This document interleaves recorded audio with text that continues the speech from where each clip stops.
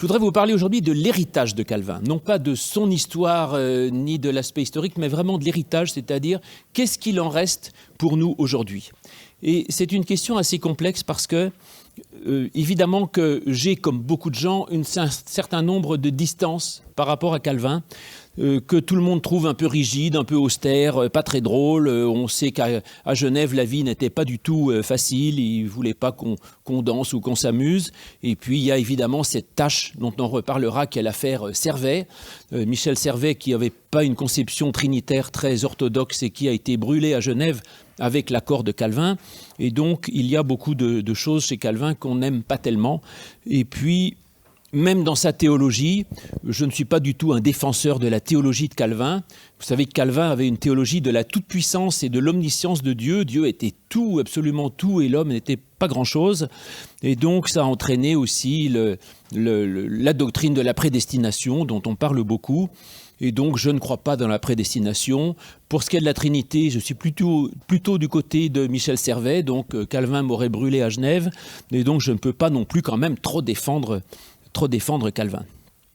Alors, par ailleurs, donc c'est pour ça que nous n'aimons pas trop qu'on nous appelle calvinistes. On dit, mais vous êtes luthérien, vous êtes calviniste. Alors je dis, on est plutôt calviniste parce que Calvin a développé, c'est vrai, la réforme en France et Luther plutôt en Allemagne.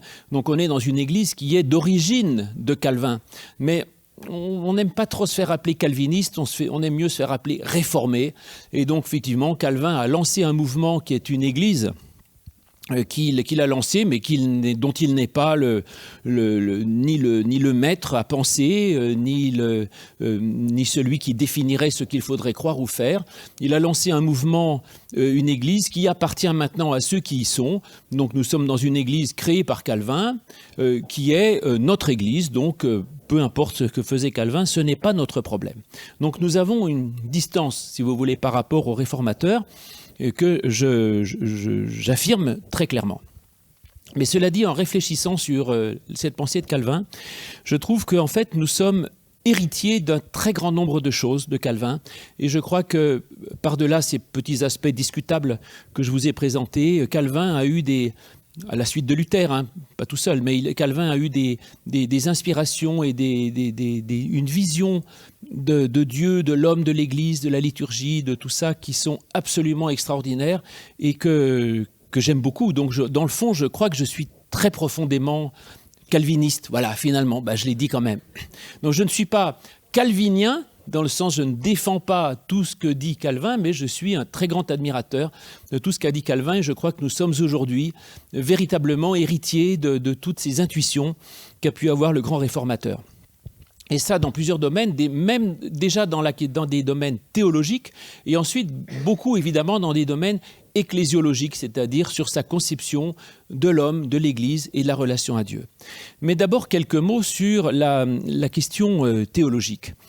Vous savez, si vous lisez n'importe quel livre sur le protestantisme, on dit qu'il se définit par un certain nombre de sola, solae au pluriel, donc sola scriptura, l'écriture seule, sola gratia, la grâce seule, sola fide, la foi seule. Et ces solae, si je décline le mot en latin, sont des choses absolument essentielles et souvent mal comprises. Elles sont d'ailleurs souvent à l'origine même de la critique anti-protestante, que l'on peut entendre aujourd'hui de la part d'un certain nombre d'opposants au protestantisme sur les réseaux sociaux et qui disent, les protestants, ils disent sola fide, la foi seule, mais alors ça veut dire qu'on peut faire n'importe quoi et donc les œuvres ne comptent pas et donc l'homme est irresponsable. Quand on dit le sola scriptura, l'écriture seule, on nous dit, mais c'est idiot, l'écriture c'est quoi? C'est la Bible, mais la Bible, elle a été donnée par l'Église, donc en fait, l'écriture seule, c'est indéfendable. Et donc, il y a beaucoup de polémiques à propos de ces solae, alors qu'en fait, je pense qu'ils sont absolument fondateurs, mais à condition de ne pas les prendre dans l'absolu en disant c'est la foi seule, l'écriture seule, mais pour dire une sorte de prééminence, une primauté, je dirais plutôt la primauté de la foi, la primauté de l'écriture et la primauté de la grâce. Et ça, je crois que ça reste vraiment, en tout cas, les piliers et les fondements non seulement de ce que je crois, mais de ce que je prêche et de ce que nous prêchons, je crois, globalement dans notre Église. Je vous en dirai juste quelques mots parce que Sinon, si vous voulez en savoir plus, vous venez tous les dimanches à 10h30 à l'Étoile et vous aurez une prédication 52 dimanches par an sur les solae, puisque c'est en fait le fond de notre prédication. Donc je commencerai par le sola gratia, la grâce seule.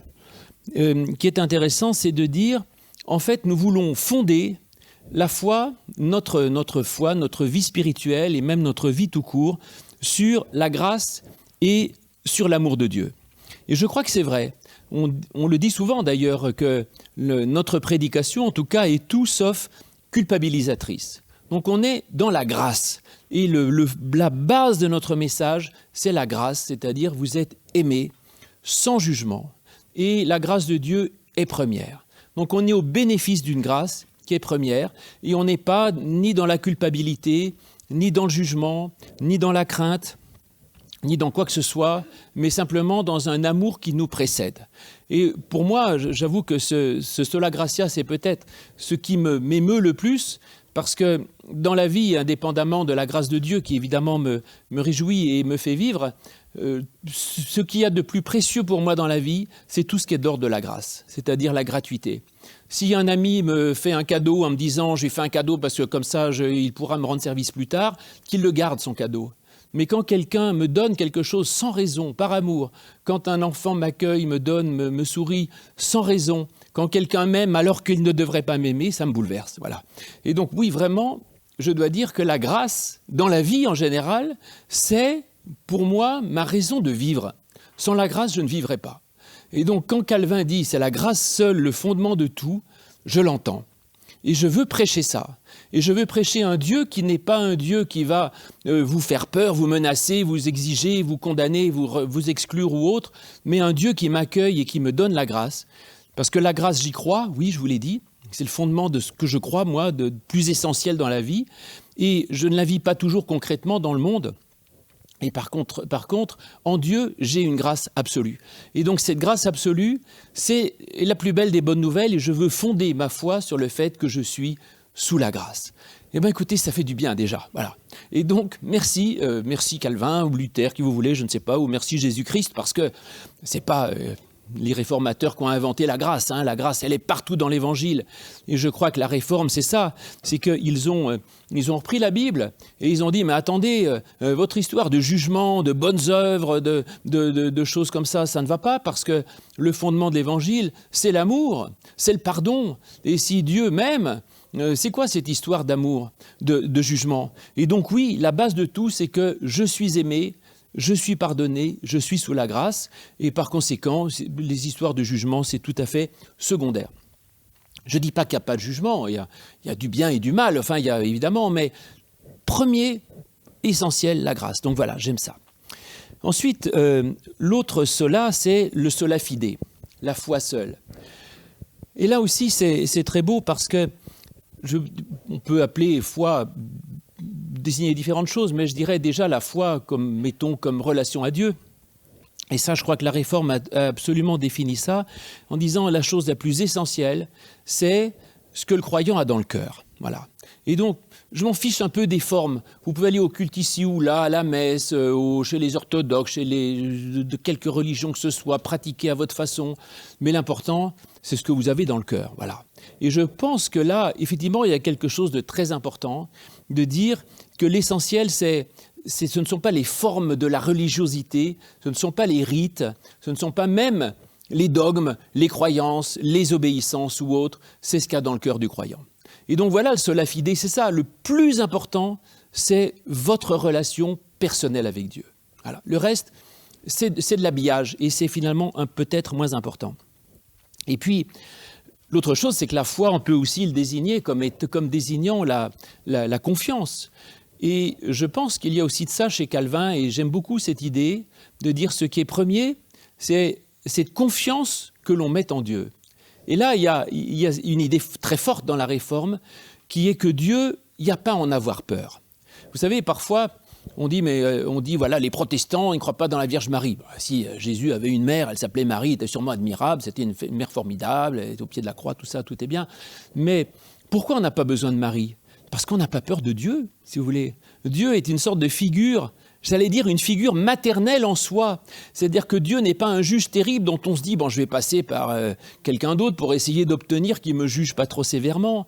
Mais sola fide, j'ai une foi en Dieu, j'ai une confiance en Dieu. Et cette grâce première que j'ai dit tout à l'heure, eh bien, je mets ma confiance entière dans un Dieu de grâce. Voilà. Et donc, je te salue Marie, pleine de grâce. Je te salue, bon Dieu, plein de grâce, parce que c'est Dieu qui est plein de grâce. Et Marie, une grâce lui a été faite. Donc voilà, la sola fide, cette confiance absolue faite en Dieu, d'un Dieu qui nous dépasse infiniment et qui nous donne cet amour et cette grâce dans lequel je peux me fonder. Écoutez, voilà, j'ai déjà presque tout dit. Enfin, écoutez, moi, je suis bouleversé par ça. Donc, finalement, écoutez, j'ai peut-être dit tout à l'heure du mal de Calvin, mais franchement, ça c'est quand même très bien. Et j'ai pas fini. Reste le sola scriptura, l'écriture seule. Alors, ça, c'est évidemment ce qu'il y a de plus discutable. Parce que l'écriture seule, alors, effectivement, le problème, c'est que l'écriture, alors si c'est la Bible seule, qui est la parole de Dieu, le problème c'est que jamais Dieu n'est descendu sur terre pour dire dans la Bible vous mettrez Matthieu, Marc, Luc et Jean, mais pas l'évangile de Thomas. Donc finalement l'écriture elle a été donnée à la suite d'une tradition et c'est pas la Bible seule puisque par exemple le diacre Étienne ou Philippe qui se fait baptiser là par le diacre Étienne, qu'est-ce qu'il avait comme est-ce qu'il avait la Bible? Eh ben non. Et Paul, il avait la Bible? Non. Et les apôtres, ils avaient la Bible? Non. Et ces gens n'avaient pas la foi? Ben si. Donc autrement dit, l'écriture seule, si on le prend au sens propre, est évidemment intenable. Parce que l'écriture, elle date du IVe siècle, si vous voulez, donc ça ne tient pas historiquement. Mais c'est pas ça que veulent dire les réformateurs. C'est pas d'essayer de faire de la Bible la parole de Dieu, parce que la Bible n'est pas la parole de Dieu elle-même. Dieu n'a pas dicté la Bible et la parole de Dieu dépasse la Bible. Jésus lui-même, d'ailleurs, ou dans Jean, il dit que s'il fallait mettre dans un livre tout ce que Jésus a dit, il faudrait des tonnes de livres entiers et le monde ne suffirait pas à les contenir. Donc la parole de Dieu est évidemment bien au-delà de la Bible et la Bible n'est pas le décalque, si vous voulez, de la parole de Dieu. La parole de Dieu, elle est autre chose. Et dans la Bible, on a un média qui nous permet d'accéder à quelque chose qui est l'événement Jésus-Christ, le témoignage du Christ, qui, lui, nous échappe toujours. Et ma foi ne repose pas dans la Bible, mais dans le Christ. Donc, quand les musulmans disent « vous êtes un peuple du livre », non, on n'est pas un peuple du livre. Nous sommes un peuple de la bonne nouvelle de Jésus-Christ, un peuple de l'événement Jésus-Christ. Et le livre est un média imparfait qui nous permet d'accéder, bon an, mal an, à peu près, à cette bonne nouvelle à laquelle nous pouvons accéder. Mais ce qu'ont voulu dire les réformateurs par le sola scriptura, c'était évidemment une machine de guerre contre l'autorité de l'Église. C'est-à-dire, quand on dit, alors qui va définir votre foi, votre doctrine, ce que vous croyez, ce que vous devez faire ? Dans l'Église romaine, à l'époque, peut-être plus maintenant, je ne sais pas, on disait c'est l'Église qui définit le dogme et la morale. Et les réformateurs ont dit non, c'est pas l'Église, c'est l'Écriture seule, mais pas l'Écriture en telle quelle, parce que l'Écriture ne définit ni le dogme ni la morale, mais c'est l'Écriture dans votre relation à elle, c'est-à-dire c'est la relation entre le fidèle et l'Écriture. Et donc ce qui compte, ce n'est pas l'Écriture, c'est l'Écriture seule qui a autorité par rapport au fidèle, dans la mesure où le fidèle a une relation avec cette Écriture. Ça veut dire que c'est une Écriture avec la relation du fidèle à cette Écriture, et c'est ce qu'a dit Calvin, vous savez, dans cette phrase qui n'est pas toujours bien compréhensible, quand Calvin dit « La Bible est parole de Dieu », seulement par le témoignage intérieur du Saint-Esprit. Alors, quand j'étais jeune, je ne comprenais pas trop, c'est le serpent qui se mord la queue. Le Saint-Esprit me dit que la Bible est parole de Dieu, comme le Saint-Esprit me le dit, donc c'est vrai, donc je le crois. Non, c'est pas ça. C'est que la Bible devient parole de Dieu dans ma relation à Dieu par le Saint-Esprit. C'est-à-dire, la Bible n'est pas un objet, parole de Dieu, mais c'est dans cette relation spirituelle que j'ai avec Dieu, que tout à coup la Bible devient quelque chose qui me parle. Et de dire que finalement personne n'a autorité pour vous imposer quoi que ce soit au niveau de la croyance, au niveau de ce que vous avez à faire, que votre propre relation à Dieu instruite par l'Écriture, que nous avons là parce qu'on n'a rien de mieux pour s'approcher de Jésus-Christ, Eh bien oui, amen. Voilà. Donc tout ça me convient parfaitement et je trouve que rien que ces trois solae des réformateurs définissent un programme que je trouve absolument magnifique et que je ne renie absolument pas. Après, si je continue, pour ne pas rester sur la théologie, je dirais que l'héritage de Calvin, il est peut-être, j'allais dire avant tout, mais non, je maintiens mes trois solae comme avant toute chose, mais il est essentiellement aussi d'ordre ecclésiologique, c'est-à-dire la structure de l'Église. Et je crois qu'aujourd'hui, les plus grandes difficultés de relation entre les chrétiens, mettons aujourd'hui entre l'Église de Rome et les églises de la Réforme, ce n'est pas tellement des questions de dogme. On peut discuter, si vous voulez, est-ce que la Trinité, est-ce que la présence réelle, est-ce que vous voulez, c'est pas ça. La vraie question, c'est l'Église. Qu'est-ce qu'est l'Église? Et là, les réformateurs ont eu une idée très originale concernant l'Église, une ecclésiologie particulière qui est, je crois, pour nous, dans la Réforme en tout cas, encore tout à fait exacte. Sur plusieurs points. D'abord, que la Réforme est revenue, vers une religion beaucoup plus centrée sur l'individu que sur la communauté. C'est-à-dire que pour le judaïsme, pour l'Ancien Testament, ce qui comptait, c'était le peuple juif. C'est le peuple élu, c'est le peuple qui est sauvé. Vous êtes dans le peuple, vous faites partie du peuple élu. Et les réformateurs, en lisant l'Évangile, ont dit, mais en fait, dans l'Évangile, il n'est plus question de peuple élu. Il est question de communauté de croyants. Communauté, en grec, ça se dit ecclésia, donc on a dit église, mais quand il y a le mot église dans le Nouveau Testament, ce n'est pas une église avec des pasteurs, des synodes, des conciles, des commissions des ministères et je ne sais quoi. C'est la communauté des croyants, sans organisation, sans liturgie, sans rite, sans discipline, sans ordre. Et donc, dans l'Évangile, ce qui compte, c'est la conversion individuelle du croyant. Je reviens à mon sola fide tout à l'heure, c'est-à-dire c'est la foi du fidèle, et ce qui compte, c'est la personne en relation avec Dieu, et c'est ça qui est premier. Et la Réforme est revenue à ça, et ensuite je crois que l'Église chrétienne, petit à petit, au cours des siècles, est finalement revenue en arrière dans une vision collectiviste de la foi, où ce qui compte, ce n'est plus le fidèle dans sa relation à Dieu, mais c'est l'Église qui est première, et c'est l'Église qui est le vecteur du salut, et ensuite l'individu, ce qu'on lui demande, c'est de rentrer dans l'Église. Donc autrement dit, dans la théologie médiévale avant la Réforme, c'est l'Église qui est première, et l'individu est second par rapport à l'Église. Les réformateurs vont inverser totalement le dispositif, en disant ce qui est premier, c'est le croyant, et l'Église est seconde comme une assemblée de croyants. Donc autrement dit, voilà, on pourrait dire que la Réforme se définit par ce qu'on pourrait appeler une ecclésiologie faible. Faible, je ne veux pas dire que ce soit péjoratif, mais une ecclésiologie faible, c'est-à-dire l'Église n'est plus une sorte de réalité divine dictée par Dieu qui serait première, mais c'est le croyant qui est premier et l'Église est seconde. Ce n'est pas l'Église qui vient du ciel et qui est en premier, mais l'Église n'est qu'une congrégation de fidèles. Et ça aussi, aujourd'hui, dans les polémiques qu'on trouve sur les réseaux sociaux, on trouve beaucoup de gens qui disent voilà, donc l'Église catholique, elle a été fondée par le Christ, et l'Église protestante est fondée par Luther. Donc choisissez, vous voulez une Église fondée par le Christ ou fondée par un homme? Qu'est-ce que je vous dise? Mais non, c'est pas ça la question. D'abord, Jésus n'a jamais fondé l'Église catholique. Qu'est-ce qu'il a fondé? Rien du tout. Et il a envoyé un message qu'il a promulgué, puis des communautés se sont rassemblées. Et ensuite, mon Église n'est pas fondée par Luther. Je m'en fiche de mon Église, moi. Aujourd'hui, je suis dans l'Église réformée. Peut-être que demain, je serai dans l'Église luthérienne. Peut-être qu'après-demain, je serai dans une Église baptiste. Peut-être qu'après-demain, je serai Quaker ou autre chose. Je m'en fiche de l'Église. Je ne suis pas dans une Église, je suis dans la communauté des croyants de Jésus-Christ. Et donc, je ne suis pas dans une Église créée par un homme. Je suis dans la communauté des croyants, tout simplement. Et je suis dans la communauté de ceux qui mettent leur foi en Jésus-Christ. Et donc, effectivement, on peut dire ce qu'on veut sur l'Église, mais ça ne me touche pas beaucoup. Et du coup, cette conception de l'Église comme une organisation humaine, si vous voulez, a évidemment énormément de conséquences sur le reste dont nous sommes encore les héritiers. Petite chose qui n'est peut-être pas la plus importante, mais c'est l'organisation démocratique de l'Église. Ça, c'est quand même, ça date de la Réforme, hein.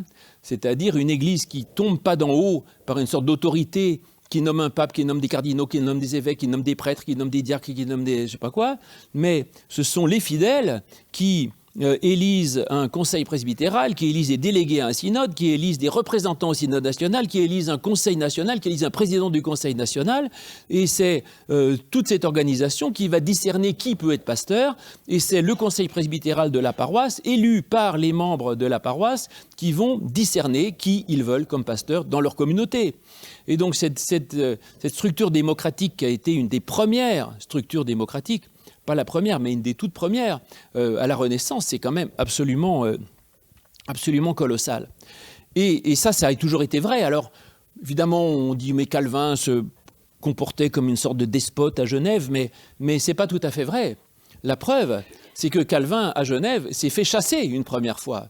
C'est-à-dire que les gens ont voté, on dit, mais Calvin, on n'en veut pas qu'il dégage. Et Calvin est parti à Strasbourg.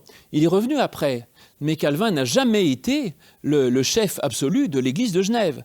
Il y avait le Grand Conseil, il y avait la ville de Genève, et c'est eux qui ont appelé Calvin pour développer la réforme à Genève, mais ce n'était absolument pas Calvin qui décidait, je dirais, de tout ce qui se passait à Genève. Donc, c'est-à-dire, donc il y avait cette dimension démocratique a toujours existé.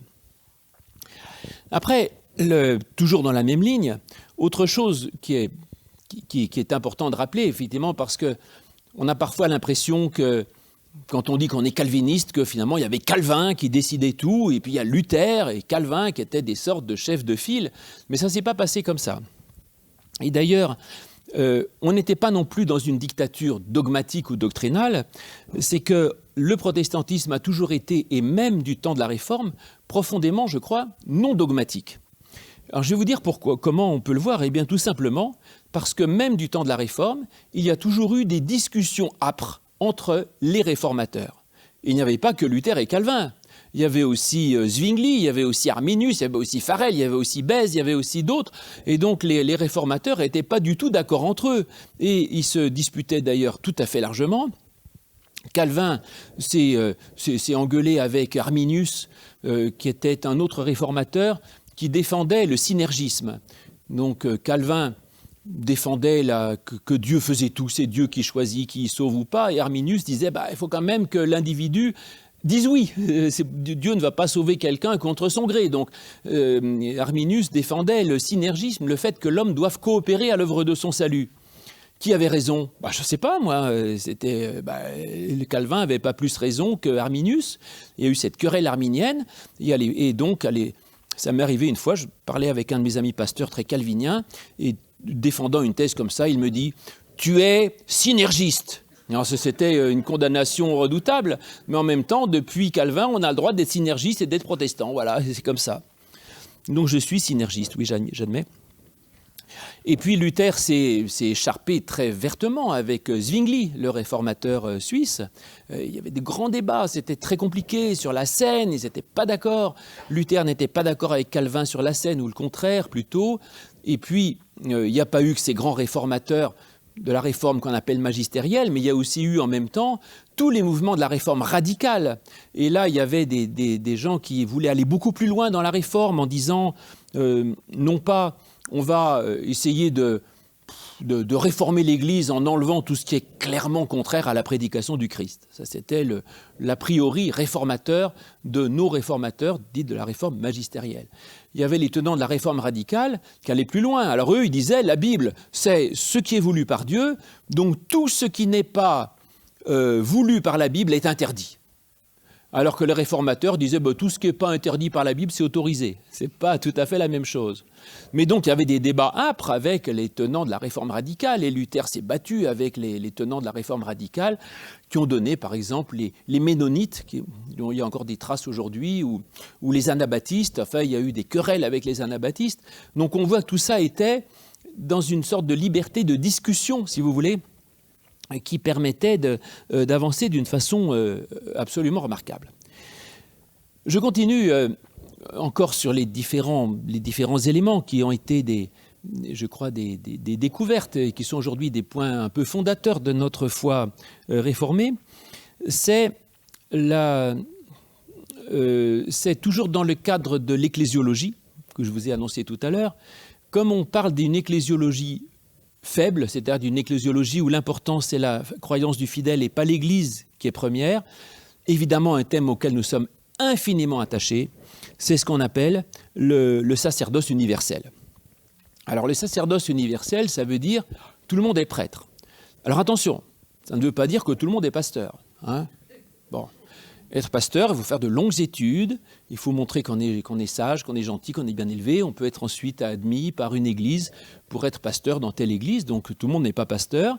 Et notre église, bien qu'étant sympathique et généreuse, ne fait pas n'importe quoi. Il y a une discipline, il y a une règle, et donc pour être pasteur dans notre église, l'église discerne qui elle veut, qui elle accepte pour être pasteur dans son église, et donc tout le monde ne peut pas au culte se lever et dire je vais prêcher n'importe quoi, donc on s'organise quand même, bon, mais c'est une organisation humaine, pas divine. Bon. Et donc le sacerdoce universel, ça veut dire simplement justement que l'église n'est pas indispensable, c'est-à-dire qu'il n'y a pas d'intermédiaire obligatoire entre le fidèle et Dieu, mais il y a une relation directe, si vous voulez, entre le fidèle et Dieu.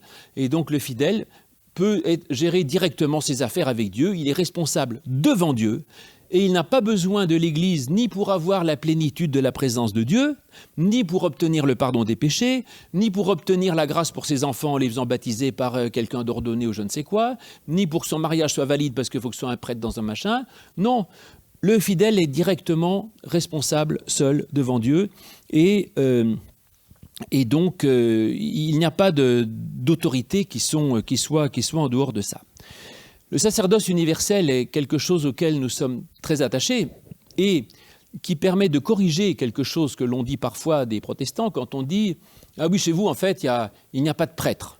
Ou même certains trouvent par exemple que moi, en tant que pasteur, je suis comme un prêtre, mais en fait, d'une façon un peu dégradée, parce que, après tout, oui, j'ai quand même des enfants, j'ai quand même fait l'amour avec ma femme, voilà. Je suis désolé, et puis il m'arrive aussi d'aller bien manger avec mes amis, je suis habillé comme à peu près tout le monde, enfin, avec une élégance discutable, mais néanmoins, voilà, et donc voilà, je vis à peu près comme tout le monde, donc certains peuvent penser que, chez les protestants, il n'y a pas de prêtre, c'est-à-dire, en fait, il n'y a pas de personnage qui soit sacré. Mais justement, la réforme, c'est l'inverse. C'est-à-dire, ce n'est pas de dire qu'il n'y a pas de prêtre, mais ça veut dire que tout le monde est prêtre. Mais ça change tout. Et ça, c'est quelque chose que l'on peut décliner jusqu'à l'ensemble de la vie religieuse. Par exemple, on va bientôt faire une vente paroissiale dans le temple. On dit, ah oui, chez vous, vous pouvez faire des ventes dans l'église parce que ce n'est pas un lieu sacré. Erreur! Ce n'est pas que le temple ne soit pas un lieu sacré, c'est que tout lieu est sacré. Et votre cuisine, votre chambre à coucher est aussi sacrée que le chœur de Notre-Dame de Paris. Voilà. Mais il n'y a pas de différence, que Dieu est partout présent. Et donc cette idée de généraliser le sacré, si vous voulez, et finalement, voilà la grande découverte extraordinaire que je trouve de Calvin. Enfin, ça fait un peu discours promotionnel, mon histoire de la réforme, mais néanmoins, vous voulez que je parle de Calvin. Je parle de Calvin et l'héritage, donc je vous dis ce que j'aime chez Calvin. Une autre fois, on aura une autre séance où on vous dira ce qu'on n'aime pas, mais bon, là, je dis ce que j'aime. Et donc oui, cette intuition incroyable des réformateurs qui a été d'enlever la frontière entre le sacré et le profane. Et ça, c'est colossal, enfin, c'est une vraie révolution incroyable, si vous voulez, qui change tout. Et donc il n'y a pas des prêtres d'un côté, des laïcs de l'autre. Il n'y a pas des gens qui seraient dans un état de sainteté remarquable parce qu'ils seraient moines et qui seraient en dehors du monde, mais d'autres qui seraient des laïcs. Alors bon, vous êtes père ou mère de famille, écoutez, il faut bien faire des enfants, vous êtes moins saint qu'un moine, mais qu'est-ce que vous voulez, il faut de tout pour faire un monde. Non, la sainteté, elle se vit dans tous les niveaux. Et elle n'est pas dans une sorte de séparation entre le sacré d'un côté, le profane de l'autre, entre ceux qui sont saints et ceux qui ne le seraient pas, ceux qui seraient purs et ceux qui seraient impurs, mais en fait de remettre le sacré partout. Et donc tout est sacré, c'est-à-dire que tout lieu est sacré. Et la question que je me pose, s'il est opportun de le faire dans mon église, je dois me la poser sur tous les lieux possibles. Et donc, est-ce que mes enfants peuvent jouer au ballon dans l'église? Je ne sais pas, est-ce qu'ils ont le droit de jouer au ballon dans le jardin de votre grand-mère? Oui. Eh bien, écoutez, alors pourquoi pas? Alors, oui, vous allez me dire, oui, mais ils ne jouent pas au ballon dans votre salon. Ben oui, parce qu'ils vont casser mes vases. Eh bien, écoutez, s'ils risquent de casser quelque chose, empêchez-le. Mais ce n'est pas pour une raison religieuse. Et maintenant, on a l'habitude, les enfants jouent dans le temple. Et une fois, un vieux paroissien me disait, comme quoi même les vieux protestants gardent un sens du sacré un peu déplacé.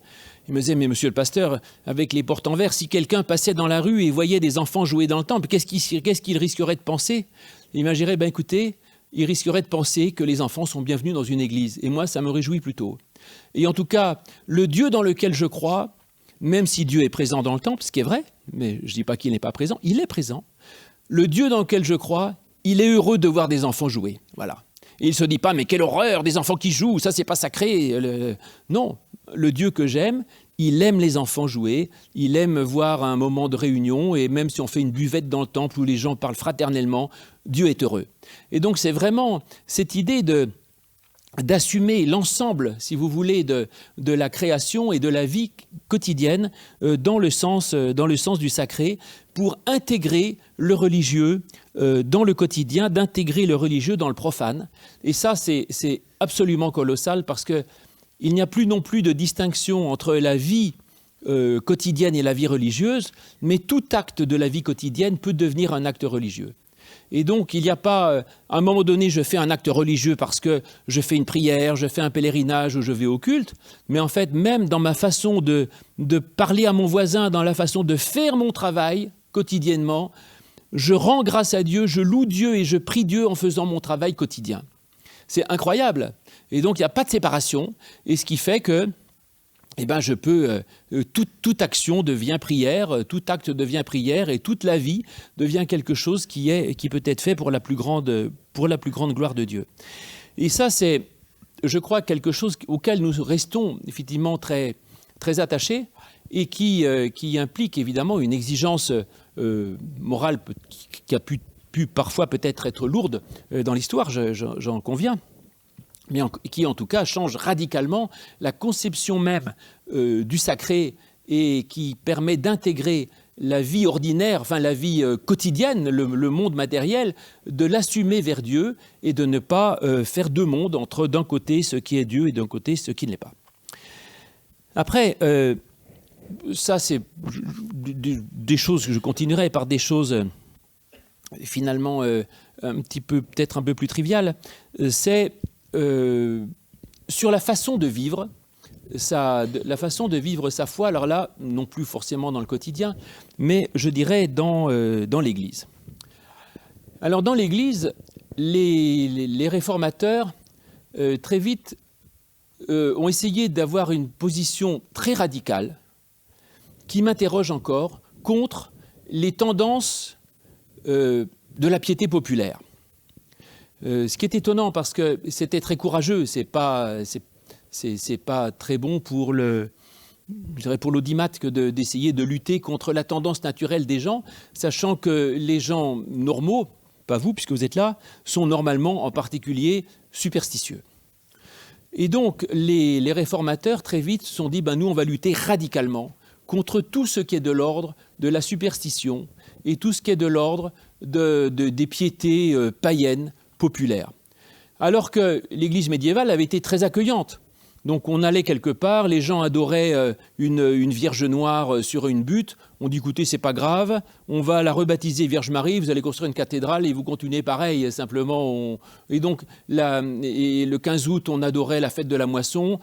Continuez, c'est très bien, fait pareil, maintenant on va dire que c'est l'Assomption. Ensuite il y a le solstice d'hiver, parfait. C'est le Sol Invictus, c'est la lumière qui vient dans le monde, c'est Jésus.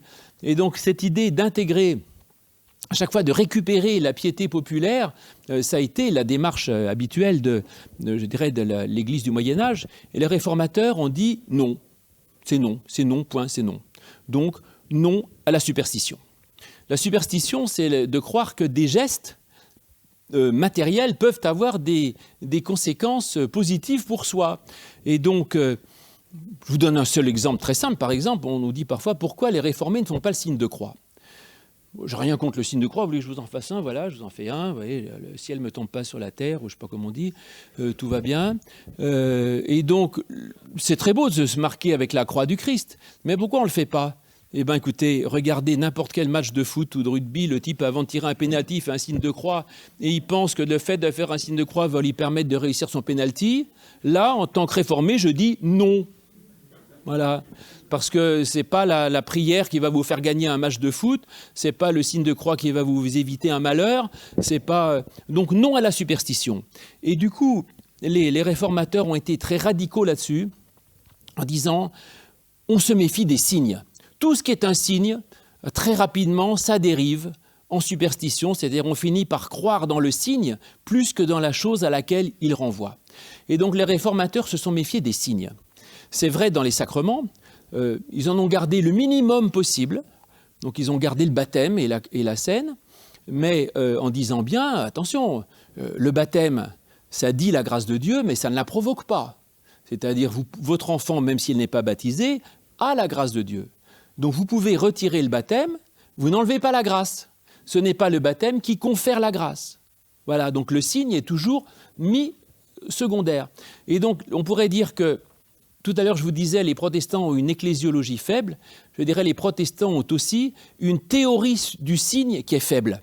C'est-à-dire que le signe reste toujours un signe.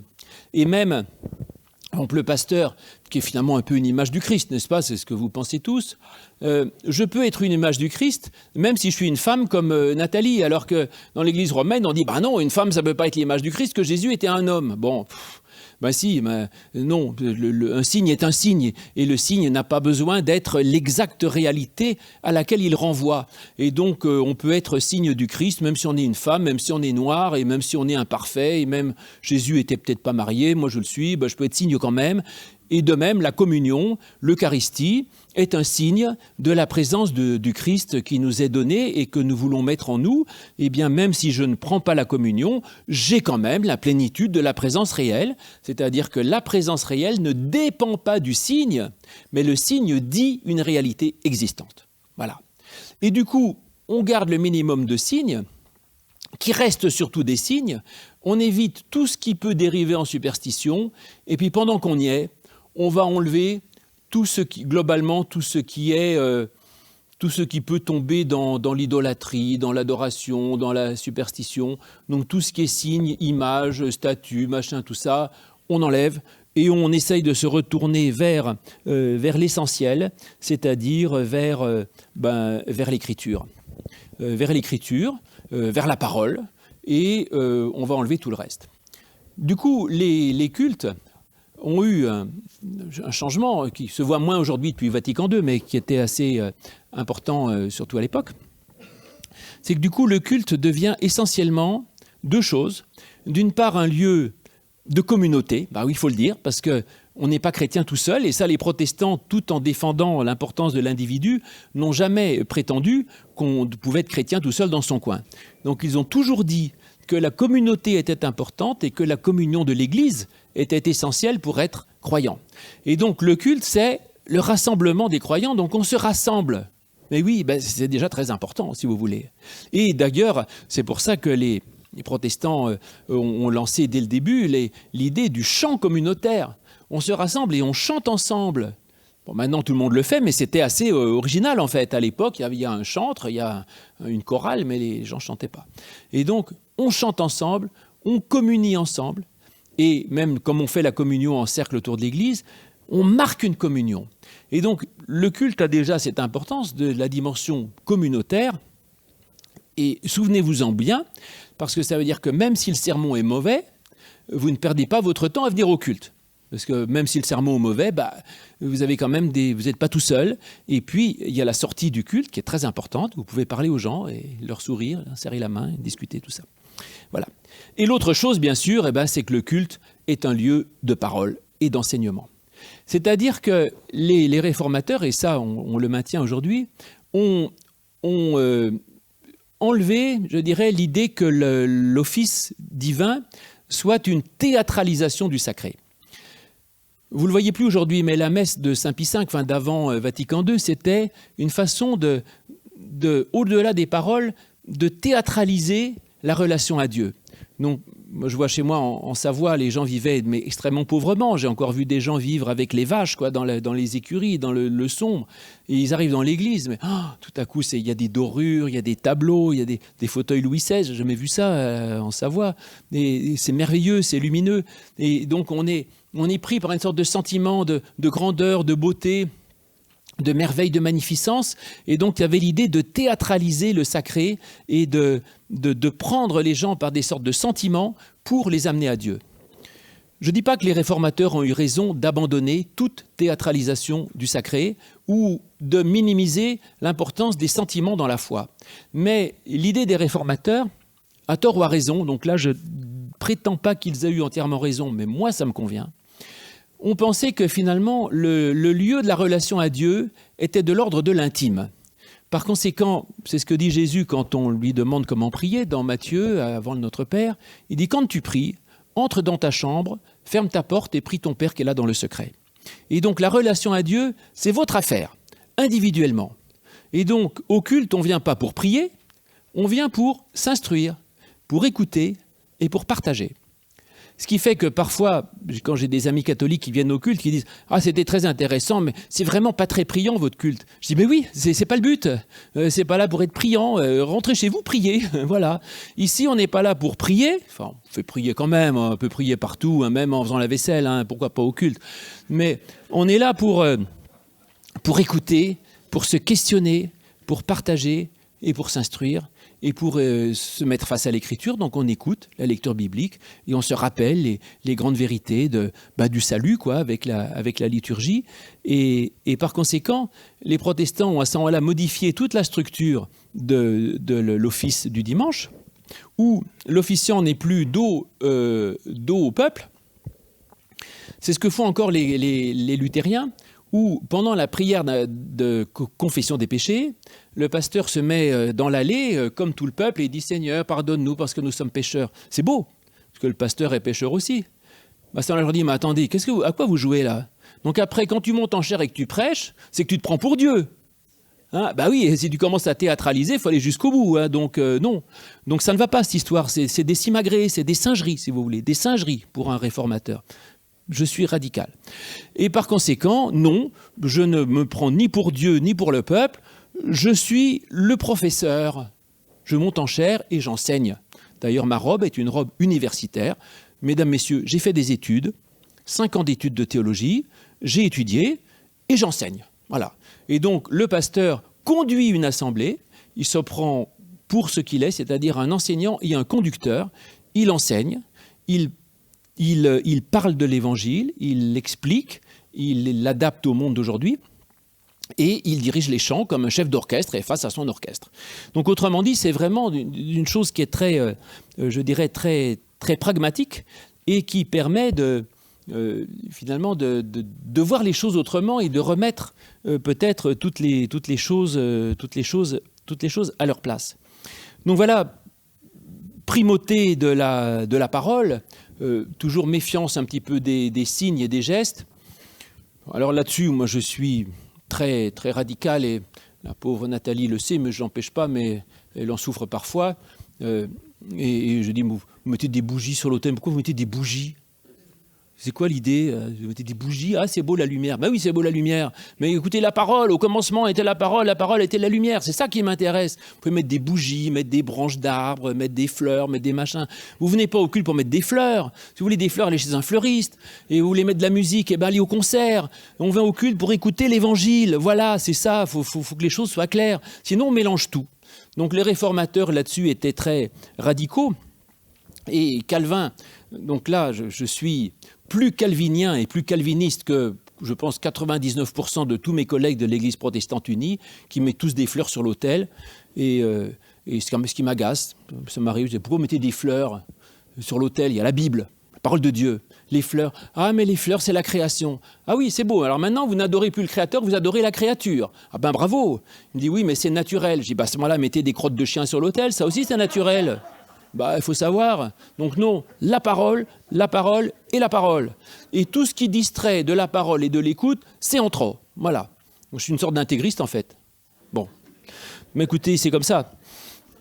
En tout cas, bon, donc je suis finalement, vous voyez, finalement, je crois que je suis pas du tout calvinien d'un point de vue théologique sur la prédestination, sur la toute-puissance de Dieu à laquelle je ne crois pas, mais dans le fond, je suis extrêmement à l'aise avec cette vision de l'Église, de l'homme, de l'humain, la relation à Dieu, l'anthropologie, de l'ecclésiologie, de l'organisation de l'Église et cette idée de ce croyant seul responsable devant Dieu, qui est un Dieu à la fois exigeant et un Dieu de grâce. Ben écoutez, voilà, franchement, c'est toute ma foi. Donc, merci Jean Calvin, parce que je suis, en tout cas moi, force pas à l'être, mais je suis moi, en tout cas, vraiment un héritier de tout ce que les réformateurs en général ont apporté. Et cette vision de la foi et de l'Église de Calvin, je trouve que c'est d'une intuition, d'une modernité absolument incroyable. Je vous remercie.